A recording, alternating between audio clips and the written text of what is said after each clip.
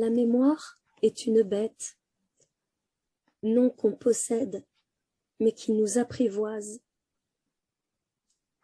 Le corps est le premier lieu d'entassement.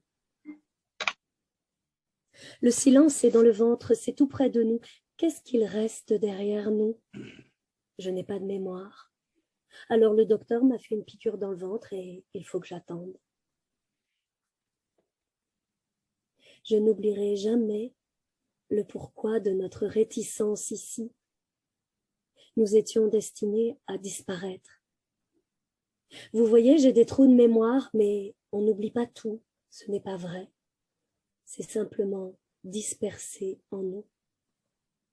Ça revient tout doucement. Ça me revient. Oui, ça me revient. Ça revient petit à petit.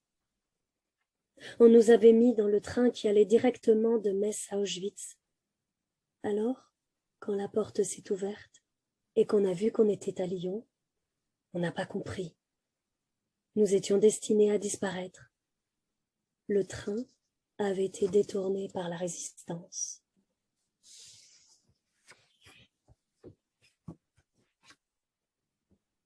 Il y a un mois, on m'a prêté un poème.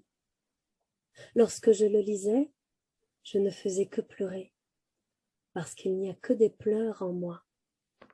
Mais les larmes de maintenant sont les plus belles. Ça me rappelle quelque chose. C'était le soir à la veillée. On lisait des poèmes avec mes parents. Mes parents étaient de bonnes personnes. J'ai arrêté le poème depuis longtemps, mais ça me revient. Oui, ça me revient. Alors, quand je quitte un livre et que je ne m'en rappelle plus, ça me fait de la peine. Si je suis un peu réfractaire à cette histoire de poésie, si je n'arrive pas à remonter la pente du poème, je vous le dirai. C'est que, avec la poésie, on aperçoit un début de trajet. On peut discuter longtemps sur un très petit bout de poésie. Ça libère notre imagination, ça lui donne de la valeur, une importance différente. Il faut donner la place aux idées différentes, parce que nous sommes tous différents. La poésie, c'est laisser une place à une autre idée, et ça me fait différente, et j'y suis là.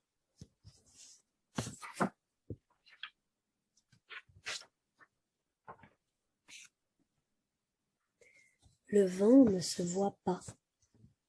C'est comme la lumière. C'est une sensation. C'est une sensation qui procure du bonheur quand il fait chaud. Quand il fait froid, on n'en a pas besoin. C'est abstrait. Mon mari n'est pas loin, vu le vent. Dès le matin, elle se met en position, toujours à droite de l'entrée, toujours à la même place. Elle n'accueille pas, elle ne dit rien, elle est simplement là. Sauf qu'elle n'a plus aujourd'hui ces fruits et légumes qu'elle vendait autrefois au marché, où elle devait se battre pour garder sa place, ses voisins cherchant sans cesse à rogner quelques centimètres, on ne l'y reprendra plus.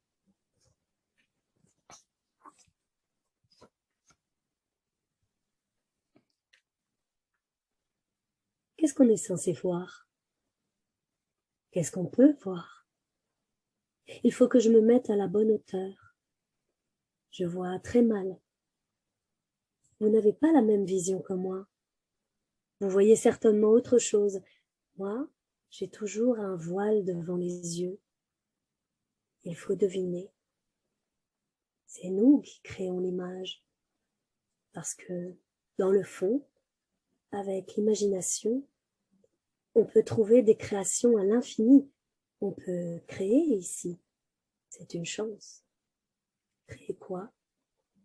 Peut-être pas le visible, mais imaginez l'invisible. C'est loin les choses invisibles. C'est la mémoire. Ça varie. Ça bouge dans les esprits.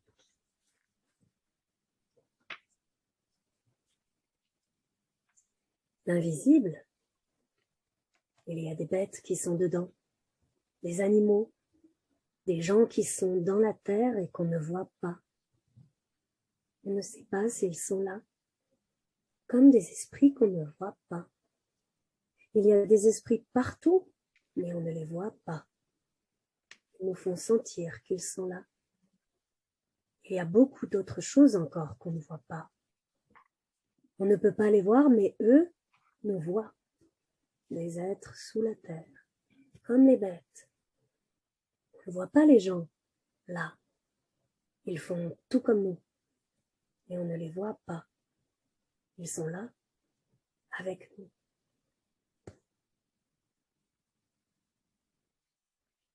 Elle parle très peu. Son fauteuil, souvent planté près de la verrière de la salle à manger. Sa joue posée dans la paume de la main, le regard pas bien droit.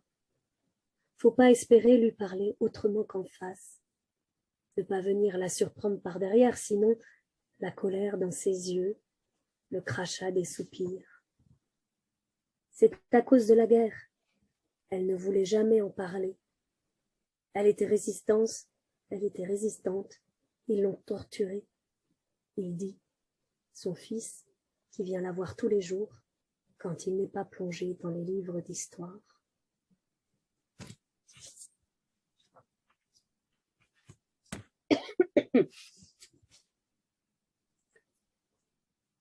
La Sainte Vierge est dans ma table de nuit. Je voulais me tenir dans ce monde-là, mais j'avais peur. Avant, je me réveillais toutes les nuits à 4 heures du matin. Je me levais, je regardais sous mon lit. J'avais peur de tout, surtout des voleurs. Je me demandais ce qu'on pouvait voler dans ma chambre. Il n'y avait que moi. Un jour, j'ai déplacé la Vierge. Ça m'a aidé à comprendre. Ça m'a fait signe. C'était moi qu'on pouvait voler. Aujourd'hui, je comprends.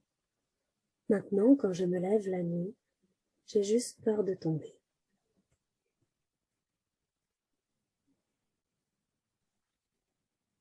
Dans ma chambre, il y a la photo de mon mari en costume militaire. Il était de la Légion étrangère. Sa photo, j'y pense tout le temps. En ce moment, il est mort.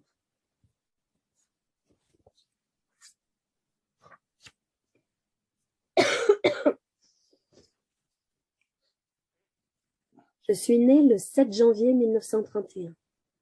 J'ai 89 ans et les prénoms des sœurs de ma mère.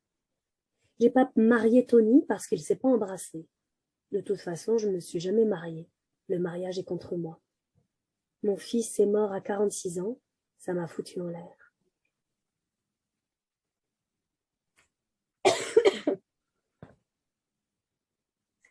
Je suis née le 15 août 1922 à Marcillargues. J'ai 98 ans. Je suis je m'en foutiste. Voilà pourquoi je suis là où je suis. J'ai le prénom de mon oncle, parce que je suis le premier garçon né après qu'il a été tué à la guerre de 14. Je suis née le 4 février 1918, dans la maison de ma grand-mère dont je porte le prénom. Je suis toujours en bonne santé. Je n'ai jamais fait de danse, mais je fais l'imbécile. Ça fait 102 ans que j'ai des secrets dans le cœur que personne ne connaît. J'entends encore les chaînes de l'usine où j'ai été envoyée à 20 ans en STO à Nuremberg. On avait 2 chaînes. Un Allemand en dirigeait une et moi l'autre. Il y avait 20 femmes par chaîne. Ça a commencé et il fallait que les balles sortent. Et tatataï, tatataï, tatataï, décaisser, décaisser, décaisser, allez, allez, allez, allez, allez. Et les balles partaient en Russie. Pendant 3 ans, j'ai fait ça. Un jour, les balles sont sorties sans poudre. Les machines continuaient. La contrôleuse était avec moi. Elle était russe, mais elle parlait allemand. Elle a vu les balles, elle a dit « Tant pis, on laisse passer ». Si on s'était fait attraper, on aurait été fusillés. Elles sont passées. Un dimanche matin, ils sont arrivés, ils nous ont fait 7000 morts. Ils ont bombardé un train, ça a explosé. Mais nous, on a été sauvés, parce qu'il n'y avait pas de poudre dans les balles. Quand la guerre a été finie, Je suis allée au dépôt des machines, et sur les caisses en bois, il y avait écrit Londres, Châtellerault, Nuremberg. Plus tard, j'ai découvert que les balles qui avaient tué nos soldats pendant 4 ans étaient fabriquées à Châtellerault. Cette société s'appelait Dynamite Fabrique. C'est pour vous dire que la guerre, c'est une chose incroyable. Incroyable.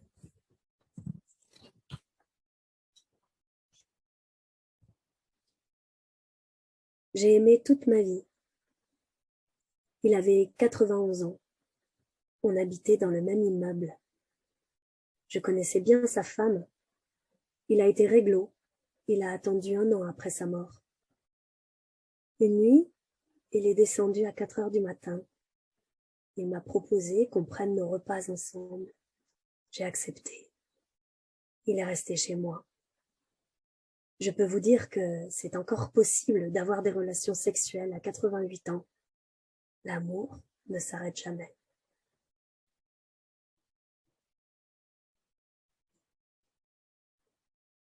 Elle n'a plus les mots, ni les jambes, toute colère. Ses émotions en bataille qu'on lui tresse sur la tête, pourvu que l'élastique ne lâche pas.